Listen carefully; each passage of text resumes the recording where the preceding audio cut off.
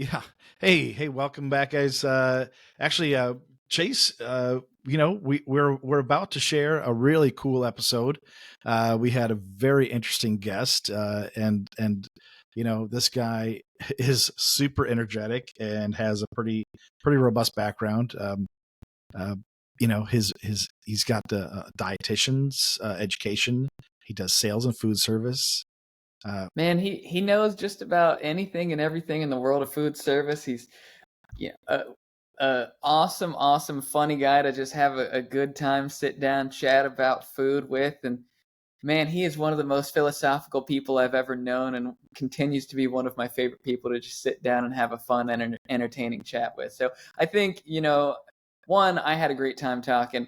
But two, I know that our guests and our listeners are going to have as much fun as we did chatting and maybe thinking about the world of food service, maybe thinking about life just a little bit more in depth. There's some pretty good quotes that he loves quotes. So he shared a couple of his favorite with us. So you got to wait till the very end to hear the last quote, which I think was really relevant, right?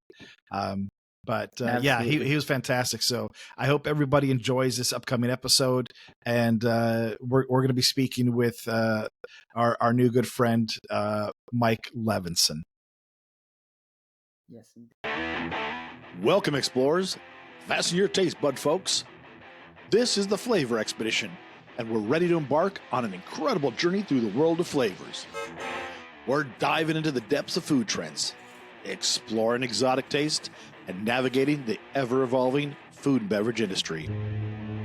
Buckle up as we take off to explore the delicious, the daring, and the downright delightful dishes from across the globe.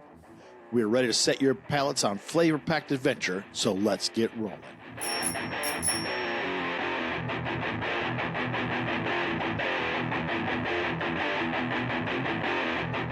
All right, guys, here we are back for another edition of the Flavor Expedition. I'm your co-host, Dan Fallacy, along with my partner in crime, Chase Obachain. Hey, Chase, say hello. What's going on, Dan? How are you, sir? I am very excited. We have a legendary guest joining us today. Do you mind if I go ahead and throw out an introduction? Yeah. Let's hear who we've got. Let's not pussyfoot around it, you know? All right. So a man that needs no introduction, but I'll give him one anyways. With over 23 years in food service and retail sales, a registered dietitian. Did you script this? Did you script this? A little bit, yeah. Let me get through it, man. A registered dietitian. He's got degrees in nutrition science from UT Austin as well as Cal State Long Beach. He knows food service sales inside and out. He's worked with cauliflower crust pizzas, ice cream, protein. He works in his current role as director of sales within the food service team at Palermo's Pizza. He knows it all. A man, a myth, a legend, the brain behind Food Service Octopus, Mr. Mike Levison. Wow. Mike, welcome. Oh, sorry. Man, if they're giving obituaries with that level of excitement and energy, that's a good life. I'm only on this podcast because of Chase's mustache. Let's be honest. Oh, yeah, absolutely. Let's applaud that. Yeah, that mustache is worth something. It is, definitely. I think we should have an Instagram, Chase mustache as an Instagram. Oh, there we go. Right? We should build a brand around it of some sort. I need to figure out a way to monetize that. I have a feeling there is something that does kind of make use of a mustache, and it's a particular chip. And, people get their hands caught in his box frequently as well. So, you know what? This is dedicated to Chase's mustache. There you go. Oh, okay. This is a Chase mustache. Really a screaming Sicilian, just grander pizza that I sell. As I told you guys a few minutes ago off camera, I can't see anything with this at all. Yeah. I'm sure really cool. So for our listeners, he's sporting a pair of like Ray-Bans with a very Italiano style mustachio. And if you're familiar with the Screaming Sicilian, it's a very cool box. I love it. It's got a big mustache and almost like the guy's mouth is wide open. Yeah. And you can see all the toppings and ingredients in the freezer section. So yeah, that was fun. That's a good one. Someday I'll try to grow out a twirly one like that. I don't think I quite have it in me. By the way, just on the Screaming Sicilian side of the business, major distribution of retail. We got some distribution in smaller formats, the convenience store, college and university, hotels, places like that, military. Each of the different products for Screaming Sicilian, single serve, Stromboli, the larger size pizza have different mustaches, cutouts. They're not all the same. There you I'm go. not educated enough to tell you what the mustaches are, but there's little ones, and there's ones that are twisting and things like that. So every box has a different mustache in it, if you will. No, I never caught that. Are the boxes designed for the mustaches to be removed? Yeah. So, like for instance, single serve pizzas have a mustache that you can tear out, put it kind of in your nose, and wear it. Yeah. I don't have any. And then the Stromboli has a different type of mustache. Oh, and how fun! The multi-serve pizza, the large pizza, has another type of mustache as well.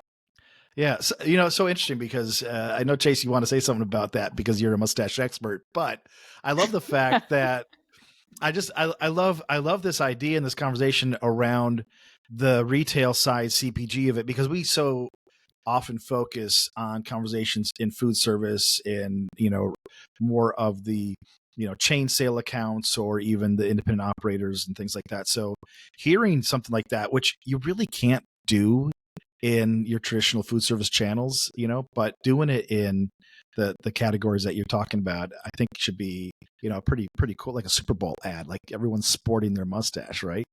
That could be fun. Yeah, we've got ideas about, Guinness record and things like that for mustaches. So, I'll talk briefly about the pizza world. There's a handful of brands out there. Most brands are focused on retail. Retail meaning large format, grocery stores, big box, discount, the Walmarts, etc. of the world. That's where most frozen pizzas play. Right. My role at Palermo's, which is based in Milwaukee, my role at Palermo's Pizza is on the quote unquote food service side. Really not back of the house as we speak right now. That will come about soon, but really on the retail side in the smaller formats. So here's I love facts. I love trivia. I love stats. And this is all, it gets me excited. Yeah, let's hear some. There's about 50,000 retail distribution points out there, meaning 50,000 locations of the Walmarts, Targets, even Costco, H-E-B, Wegmans, Ahold, Kroger, Albertsons, you name it. There's about 50,000 distribution points. There's about 150,000 convenience stores out there. Yes, they're much smaller. They could have 100 to 500 items each, but they're very focused and concentrated on certain products. I have a hair in my mouth. Sorry. Take your time. It must have been that fake mustache you had. Yeah, it's the fake mustache. So, oh man. And then there's about 50,000 drug channel distribution points, the CVS, Walgreens, and Rite Aid. And then there's about $50,000 the value channels. So in the scheme of things, there's a big ocean out there with opportunities for these smaller format retail products to fit in. And that's my role and responsibility at Palermo's, is to focus on these smaller format stores for frozen pizzas and Strombolis. And we work very closely with distributors and direct to different customers. And we work with colleges and universities and some hotels and things like that. Yeah, and I think pizza could be the entire conversation if we wanted it to. But sure could. I know one of the first times I was most impressed about a frozen pizza. Well, two times. I'll share these, and then I'll let maybe Chase have a question if he's got one. Sure. Is one, I spent 12 years in Wisconsin, in Green Bay, so I'm very familiar with Palermo's. They're a huge facility. And that being said, the selection and offering in the Wisconsin frozen freezer aisle for pizza is astounding. And at first I was kind of like, oh my God, who needs so many pizzas? You got to be kidding me. And I decided to move back to Florida, and I'm in a college town. I'm in Tallahassee, and I'm going, where the hell are all the pizzas? Yeah. it's a fraction of what we have up there. Just as an observation, is there anything outside of really good salespeople and slotting that maybe dictates that, Mike? Well, I think the Midwest is very focused on frozen pizzas, and I believe, not to get too detailed, but many pizzas are in a retail carton, if that makes sense. Like you open up the carton and take out the pizza, and it's wrapped in plastic. Mm-hmm. Right. In the Midwest, Chicago, Milwaukee, that Green Bay, that area, it's really focused on no retail cartons, only on an overwrap product, so they can stack up like records very easily, get more in there. There's just a lot, obviously cheese comes out of Wisconsin, so most companies are using a Wisconsin-based cheese, and there's just a lot of brands, either local brands or the national brands that are out there. And I've seen videos, and I've been in many different stores in the Midwest and Milwaukee area in particular, and there's 20 doors of pizzas. I will tell you this, and we can move on after this comment if you like. If they're in there, they're selling. It's not like they've got 20 doors of freezers, pizzas, and they're not selling. So people are buying them. Obviously, the season will slow down a little bit in the summer when people are traveling and barbecue and ice cream. But then you come the fall, end of August, September, it ramps up for 6 months. Football and other sports and family events, and pizzas are really, really popular.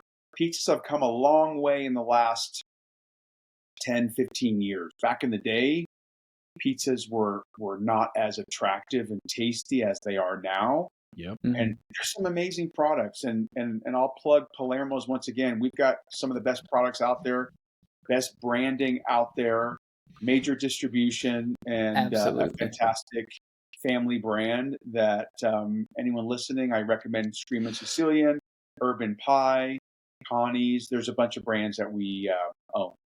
Wow, I remember that was a very nice kiss up, Mike. I mean, they're gonna love you. They're gonna love you. That's wonderful.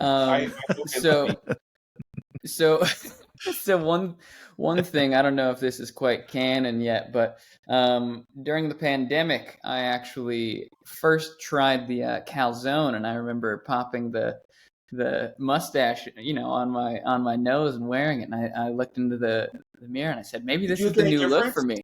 You look different. It was before the mustache. It was before the mustache. It was what inspired it. So maybe I can thank you, for being the inspiration behind the mustache. But one clarification is we are a stromboli, not a calzone. Quick difference. Oh, you're right. Stromboli and a calzone. A stromboli is a burrito wrapped like a burrito. A calzone is a taco. Folded. That's right. Yep. Let's edit that out. My apologies. I should have said stromboli. We're the inspiration for Chase's mustache. Hashtag Chase's mustache. another Twitter account. I mean, I don't know how we're going to do that. It's X, not Twitter anymore. X. X. Yes, that's true. X account. Oh, my goodness, we need to dial in, guys. We're messing up all kinds of words here. Well, so I'm to a go Generation on to a X. much I more should know interesting. To go on to a much more interesting discussion than my mustache, something I wanted to ask Mike.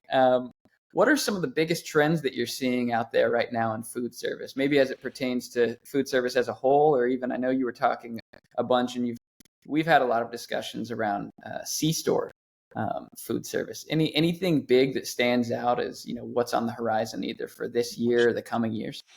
So I'm going to put on my food service hat more. As a general statement, there are really two different aspects of food service. There's a commercial side of food service and a non-commercial. Most people think of food service as the non-commercial back of the house, cafeteria or restaurant, QSR, fast food, hotel, where they're selling them big boxes of French fries or quinoa or olive oil or whatever it may be, flour. I want to not talk about that and really talk about the commercial side of it, which is what I alluded to a few minutes ago, all the different distribution points that are out there, convenience store, colleges and university, micro markets, K-12, military, prison, hospitality, hotels, cruise ships. It's endless. So it's very fragmented. That's why I created something called the food service octopus, which is an octopus has 8, they're not really tentacles, but we'll call them tentacles. They're really arms, but 8 arms or tentacles, right? Retail is very straightforward. You have a product, you sell it into your retail, either direct or through a distributor. Food service is different. So to answer your question, the trends are this. The trends are handheld items is really big. Smaller items that are handheld, unique shapes and flavors are really big. Those are the most important factors of food service. Convenience stores in particular have really changed their format and landscape in the last couple of years. I think since COVID. We all used to go and still go into a convenience store. I'll pick on the biggest one out there, 7-Eleven, right? You go into 7-Eleven, you're going to get Red Bull, M&Ms, cigarettes maybe, or vape or whatever, right? Now you're going in there, you're getting potential sushi, you're getting hard-boiled eggs and salads and better for you protein bars and granola and better for you items. So the landscape has changed. Why has it changed? I'll tell you why. Because they're competing with QSRs, the quick service restaurants, fast food, right? The DoorDash and Uber Eats. There's a lot of other distribution points out there that they have to compete against. So there's 150,000 of them. In the total scheme of things, there's a lot of different convenience store points out there, and they're mostly on corners, right, in cities or wherever, and that's all you can get or whatever. So they're really trying to compete and make it a one-stop shop, if you will. So I've seen the trends for more handheld items, better for you items, cleaner label items. I think the younger generation, the millennials, and what's after that? Gen Y? Z? Yeah. I think they're focused on reading label. This isn't a Chase category because he's a young dude, you know. Still, we can talk about. I think that's So anyway, that's my long-winded answer to the trends that are happening. Different flavors across the world, better for you, handheld items, uniqueness. Unique shape is an interesting call out. I've had a lot of discussions recently, especially kind of focusing around the C-store segment, where people are trying to now find ways to take foods that you wouldn't naturally think of as being cylindrical in shape and finding a way to fit them to that roller grill that, like you just said, kind of unique shape, and it's in every single 7-Eleven. If you have some real estate on that roller grill, you're going to be where a lot of people are already naturally thinking to look for hot, fresh food. Right. So that's an interesting point. And there's better for you candy bars out there, protein bars. I applaud the convenience store industry as a whole, because they're not just selling the energy drinks or the high sugar drinks. I personally, as a dietitian, have really big issues with a couple things. And the main one is that the U.S. in general allows the FDA, and I'll pick on the FDA, they allow red food coloring and blue and yellow and all these dyes in our foods. Whether they are good for you or not good for you is up for debate. I don't know. But I will tell you this, go to Europe, go to Asia, go to other countries, they don't have it in their products. Okay, smaller pack size, not a high sugar.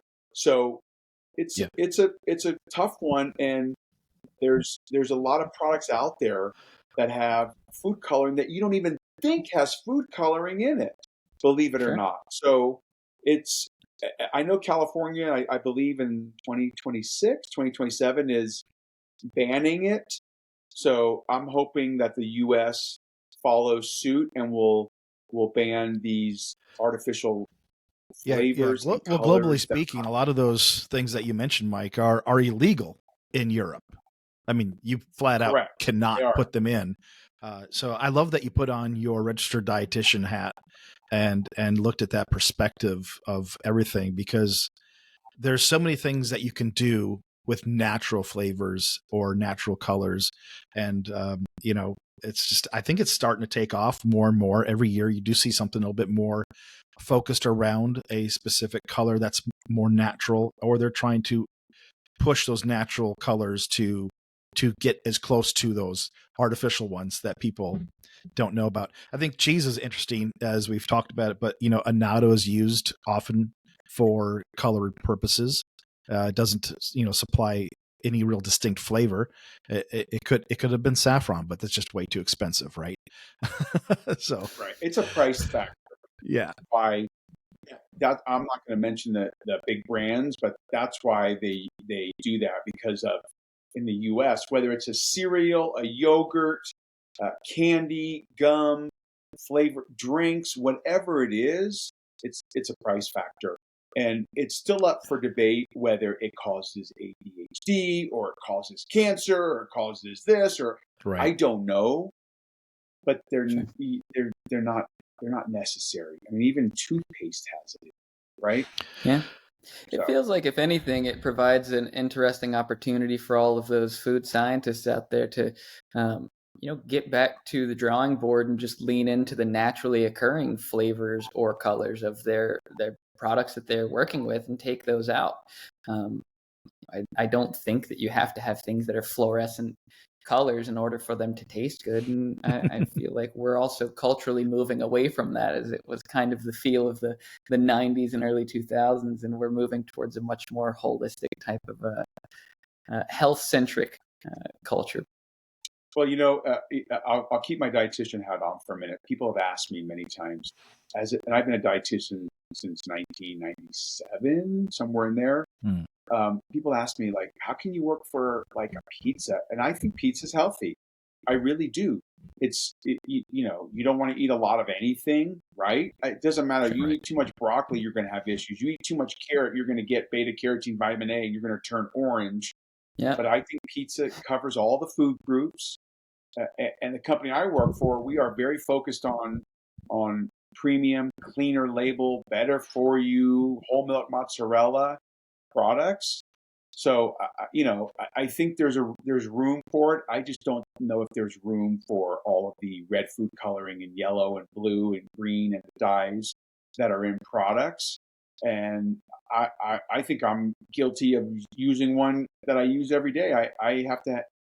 You probably can't see it, but I've got flavored water I've drank for 15 years, and it's Crystal Light and it's flavored, but it's got some shit in it, if you will. But I drink it, right? And it tastes good, but we don't. Yeah. But you have to have something to show a color. But they can sure get it from fruit and veggies and things like that. Yeah. Well, I mean, consumers have already spoken when it comes to certain colors. You think of Pepsi Zero or Pepsi Clear, right? Or I don't know if Coke ever tried that, but we all know a full sugar soda. Oh, yeah. Pepsi Blue was out there. Yeah. We know they're not good for you. In general, you should be drinking more water and more natural things, right? But there is something so flippin' good about a Coke with a slice of pizza. It's, to me, that, like, oh yeah, that's my weekly, when we have our pizza once a night and we kind of delve into doing homemade pizzas. And I'll tell you, it's really interesting. You can take a frozen pizza in a good oven and put it on a pizza stone, and it's pretty freaking good. I mean, it's not hand tossed, but it's not too bad. It's considerably improved. As you mentioned, they've come a long way, and I would agree to that. Yes. For sure. I don't want to get too controversial here, but I do have a question that I feel like is worth asking, with people who have some thoughts on pizza. Is pizza a sandwich to you guys? No. Is hot dog a sandwich? That's really the question. Pizza. That's a good question. Here's a bigger question, and this is very controversial. very, very, very controversial. You ready to hear this? And we have this internal discussion all the time at Palermo's. Here's the big question. The big question is, does pineapple belong on pizza?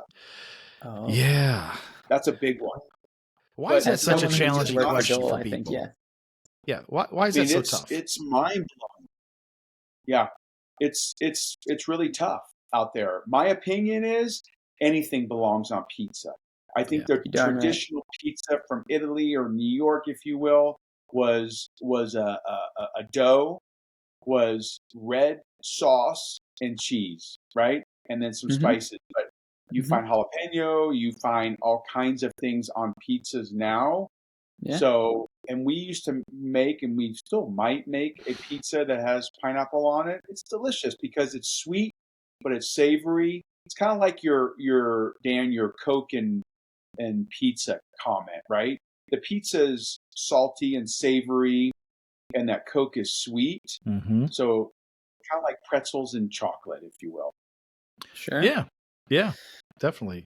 Sweet and savory. As somebody who does a lot of work for Dole myself, I'm a big fan of some pineapple on pizza. And a lot of people seem to think that, fruit doesn't belong on pizza. But when you think about tomatoes, botanically, they're a fruit. And peppers are not uncommon on pizza either. And jalapenos and bell peppers, also botanically a fruit. So what's the only fruit that has seeds on the outside? Strawberries. Oh, strawberries. There you go. Yeah, that's easy. But like an avocado is really considered a fruit. Yep. Peanut butter is really considered a legume. It's not a nut per se. Yeah. Tomatoes, fruit. Yeah. Tomatoes are fruit. So I've got this thought. People just start drawing arbitrary lines. You asked the question about it being a sandwich. Where does the thought, like going to dessert pizzas, that always, for me, from a culinary perspective, yeah, I'll make them if I have to, and I get it when people want them, but like a sweet pizza to me isn't a pizza. It's a pie, but it's not a pizza, right? So, maybe it's just a flat pie. Maybe it's a more leavened pie, right? And you don't find too many dessert pizzas out there. We've done our share of them at Palermo's under the Screaming Sicilian brand. You don't find too many of them out there. And I think it's, here's what I tell everybody. My general statement is men lie, women lie, numbers don't lie. Yeah. Sure. Right? The numbers. So you go to a grocery store and they've got dessert pizzas. You don't find 20 freezer doors of dessert pizzas. No. I think if you eat a pizza, you're not going to want to have a dessert pizza as your dessert, right? Sure. I still think there's opportunities out there, and we make a breadstick product under the Screaming Sicilian brand. That's cinnamon apple. It literally should be on your last meal if you're dying list. Like it's killer product. I have a doggy right here. She wants to go outside, but I'm on a call. I'm not taking you out, girl. Gonna have to hold yourself down a little bit. Yeah. So hold yourself. She's all right. When she wants to go out, she wants to go out, but she's gonna wait. I would love to hear more about what drove you to, because you've got such from a corporate perspective, you've had a great career path. You've led some great companies, and you're currently, as we all know now, Palermo's. But you have a passion around food service octopus as well. And, I'd love to kind of hear more what drove that, what experience made you go, I can answer this, or people need this. Like, maybe share a little bit more about that, because I think that's really interesting, because I think we're all in that area. It's a great question. I love this quote by Pablo Picasso, and I went to his home, city and state, in Spain last summer. I went to his museum. He wasn't around. He was busy. Just kidding. Anyway, he's dead, by the way, for people out there. So he has a great, I think Chase was looking him up to see if he's still alive. Yeah, it's millennials. Yeah. No. I know Pablo Picasso, guys. Anyway, he has a great quote. And his quote is, the two most important days of your life are the day you were born and the day you find out why. Okay. So my why is, I think I think there are a lot of folks out there talented and experienced and connected that know the retail world very, very well. I think you come into that quote unquote food service world, and it's a very small island of people. It's, as I said, it's very fragmented. So I've had people approach me recently, years ago, etc., that have said, hey, I don't understand food service. And I say, it's very fragmented. So something stuck in my mind for the octopus, because if you look at an octopus and the tentacles, it's like, I could say forks in the road. I could say it's a tree roots and all of this. Octopus just makes sense, and people can resonate with that. So I love helping people. I don't get paid for it. I absolutely love helping people. Reason being, I got to be politically correct here, that there are probably 8 or 10 big companies out there that own the retail space. Right. I'm not going to mention any of them, but you guys can figure out who they are in the beverage, in the pizza, in the cereal, in the chips, in the cookies. It's owned by it's a handful of companies. You're right. Yeah. A handful of companies, and you guys know them as well as I do, and they're the monsters that are out there, and I respect them. They own it. They own it or private label. So how does a small brand try to compete, right? Well, you might not be competing at retail. You might have to go to alternative channels, and that's where I started understanding what a GPO is, a group purchasing organization. I'm not an expert in it, but I know how to talk it, or how to go, and I came from the distribution world. I worked for Performance Food Group for many years, so I understand the distribution side of it. I understand slotting, promotion, where to play, and if you guys, I think we're all connected on LinkedIn, and I love posting things on LinkedIn.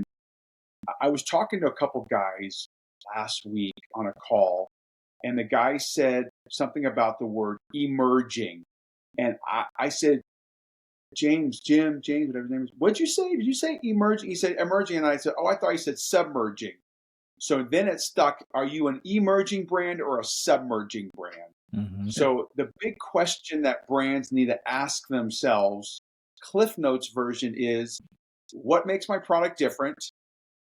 Is my product priced correctly? What are the uniqueness of my product? Is my product solving a problem? Right? It's all about the what's in it for me quote, if you will, meaning you're a category buyer, you own a restaurant, you own a grocery store, you're the owner, you're the operator. What are the pain points? How can my product solve a pain point?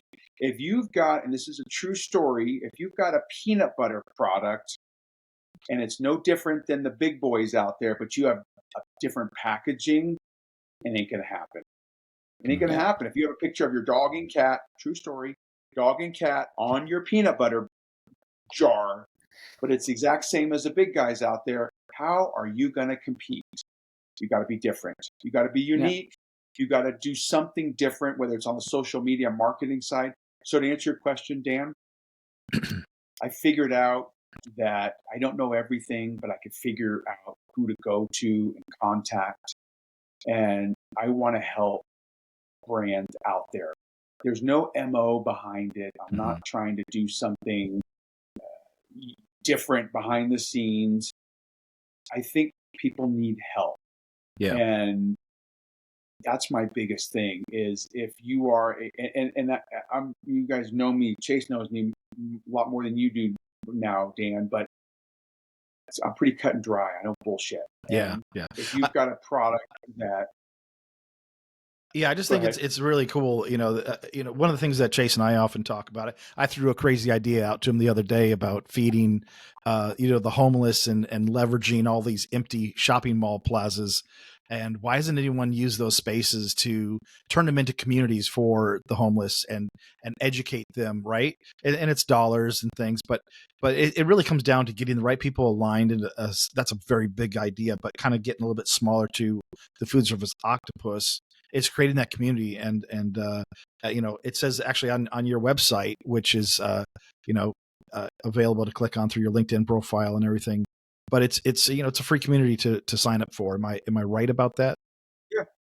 Yeah. It is. Yeah. I mean, I as I mentioned a minute ago, we all have to have a legacy, right? Yeah. If I'm not trying to compare myself to a LeBron James or a Michael Jordan, right? I'm not doing that. Those guys have a legacy, right? When we're all dead, what's my legacy going to be, right? Is it going to be, yes, I think I'm a hell of a father. I've got amazing kids, and I think I'm a good human being. But there's got to be a legacy out there, and if I can change one person, two people, a handful of people's lives by helping them out, and I get people all the time reach out to me, hey, I want to get into food service, and I have no idea where to even start. That's how it happens. I mean, I could go out there and say, hey, I want to get into retail, and you could find books on it and people and experts and platforms and all this stuff. But food service it's fragmented. There's little pieces here and there, and it can be confusing. And it's like the Wild West. And so, you know what? And I would love to be able to change the terminology, because the word food service is a real misnomer. It really is back of the house. What should happen is should be retail/alternative channels, which should be the traditional grocery stores, convenience stores, micro markets, drug, and the value channel. It should be under retail, but it's not. Retail is very one-dimensional. It's brick and mortar going into a grocery store that's got 40,000, 50,000, 100,000 items, right? Or you go into the food service, and it shouldn't be that way. Yeah. Yeah, I liked what you said earlier about the kind of difference in the ways that products even just appear or find success in food service versus traditional retail. And, it's something that I've always thought of from a culinary perspective is in retail, you can get away with selling a product, but in food service, you have to sell a solution. That's the only way you can find success. Well, it's you're selling a couple things into the culinary world. You're selling either a labor issue, or you're selling a solution to a flavor, an ingredient, or ease of use, right? Yep. So there's not a lot. I mean, food service is in the true food service. It's not very sexy or glamorous, like walking into your local Publix or HEB or Wegmans or wherever you guys are and seeing your Dan's hot sauce, right? Oh my God, look at my hot sauce. It's on the shelf. You don't realize the cost associated with it, right? Very expensive. Yeah. So back then, and I helped launch Collie Power years ago, and that was a food service play. And I would say probably 80% of my customers didn't want any branding at all. They do not want to put out there at their restaurant they're using Collie Power. They want it to be their own. So they're kind of two different animals, if you will. I think there's some serious volume and sales if you have a product and you sell it to a back of the house through a Cisco, a US Food, or a PFG, or you sell on a cruise ship.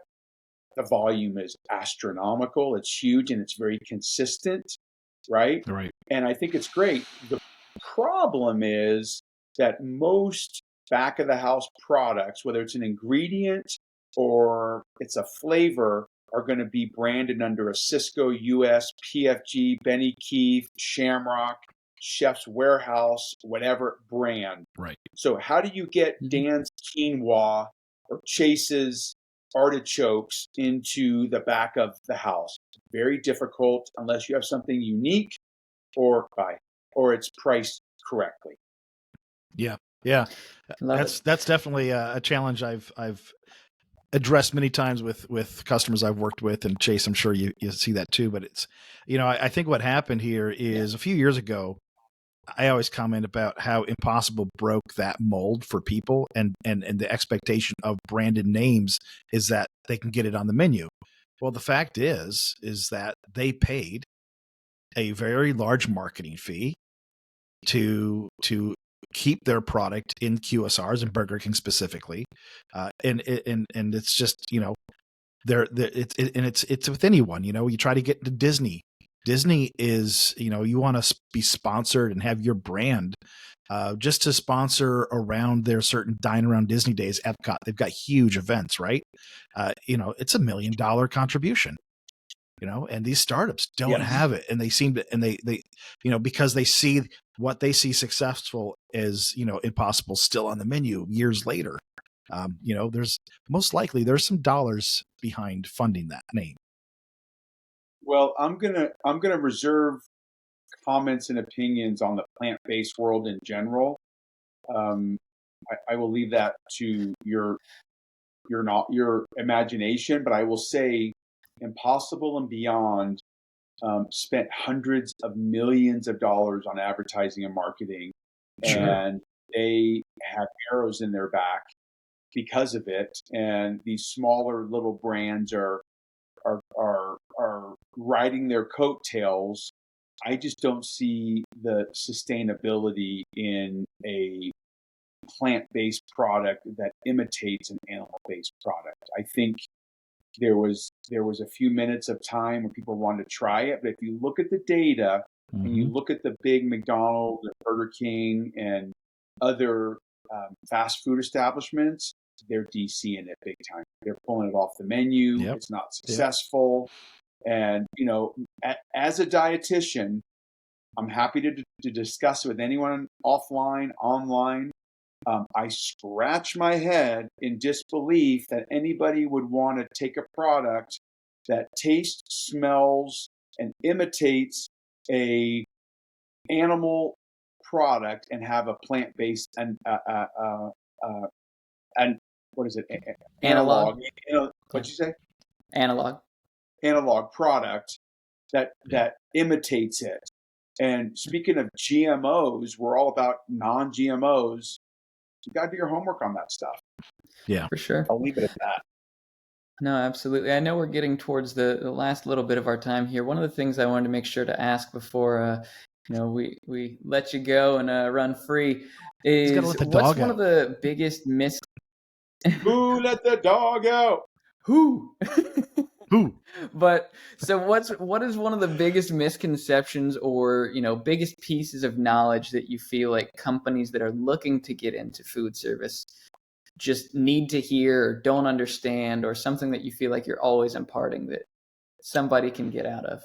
That's a great question. I would say high level Cliff Notes version. Chase, do you know what Cliff Notes are, by the way? Oh, yeah. Okay. Very rarely use them, but I know them. I know.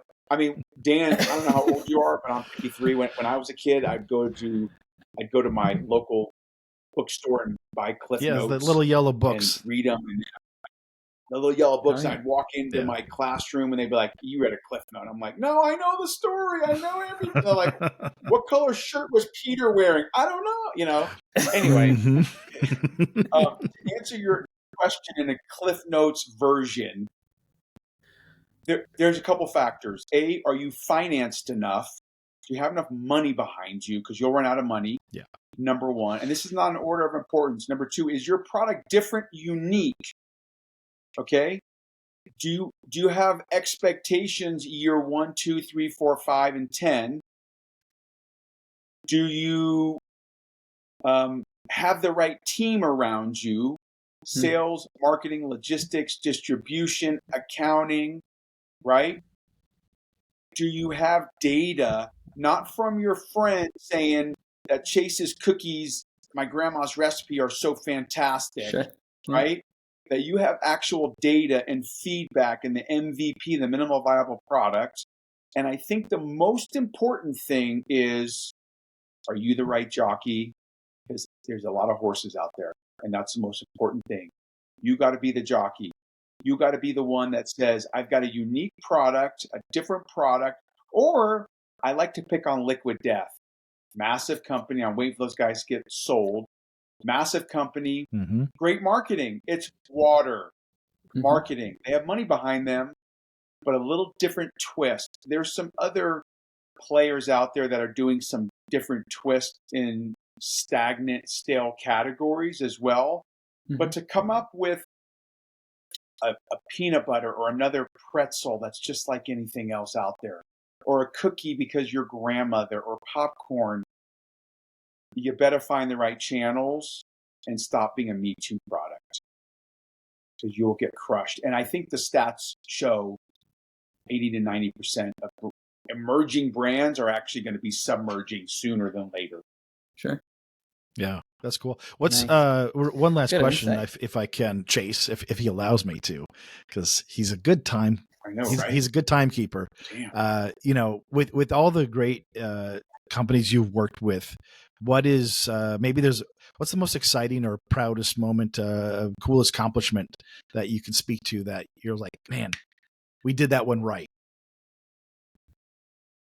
I mean, look, I'm going to say this, and this is the God honest truth. Palermo's Villa Incorporated, Palermo's Pizza, the company I work for, is the best company I've ever worked for. Wow. Hands down. Hands down. Great company. Why? Because we're not a monster company, but we're not a startup either. Mm-hmm. So yes, we've done some things that are effed up and that are not. Everybody does. That are accidents and yeah, right, learning experience. But as a company, you know, I helped get a brand into Dot Foods, a couple brands. That was really big back in the day for me. But you know, I try to be modest, and I will say that I am a one. I can't say man because I'm trying to be PC, whatever the word is. I'm a one human band, or I'm a one human basketball team, and I've gotten some really good distribution with the Screaming Sicilian products now without really any broker help. I don't have any brokers, and did that. You know, there are many proud moments in my life, if you will, personally and professionally.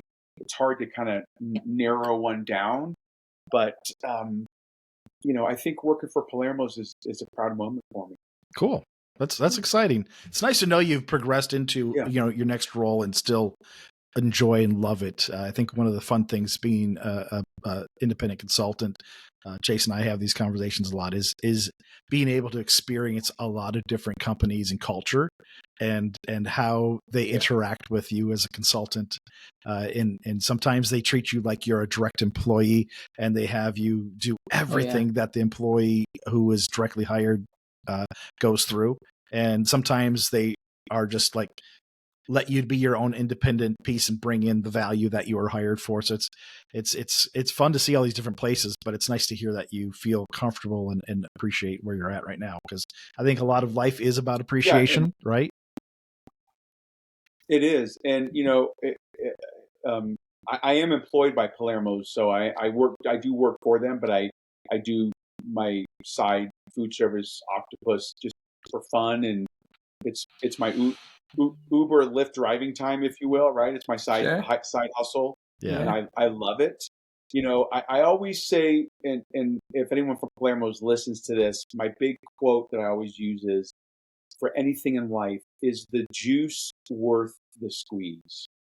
And Kathy Holt, if you're listening out there, when I worked at Collie Power with her, she's the one that told me that, and it stands out in my mind. And I never heard that until 2016. But I use it all the time. Is the juice worth the squeeze? Is it worth what you are doing? Is it worth the outcome? That's the big question to ask yourself. Yeah. I love it. We always get pretty philosophical, I feel like, whenever we talk. So I always appreciate that level of just, you know, kind of depth to our conversations. But Mike, thank you so much for joining us. It's been an absolute pleasure to have you on, brother.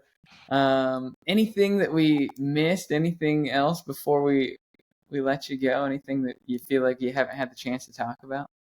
You know, no, I think I told you guys as much as we can in this short bit of time.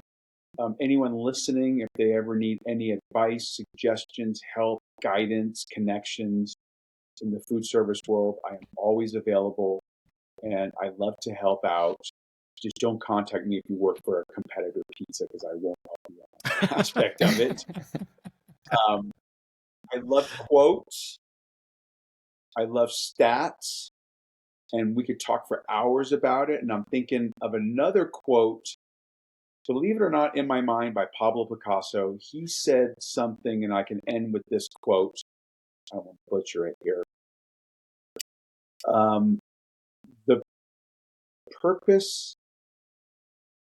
Hold on. I'm going to butcher it. I got it on here. And it always throws me for a loop here. Hold on here. Yeah, while you're looking that up. We can edit this part out. Yeah, we'll cut this out. This is where you just screwed it all up.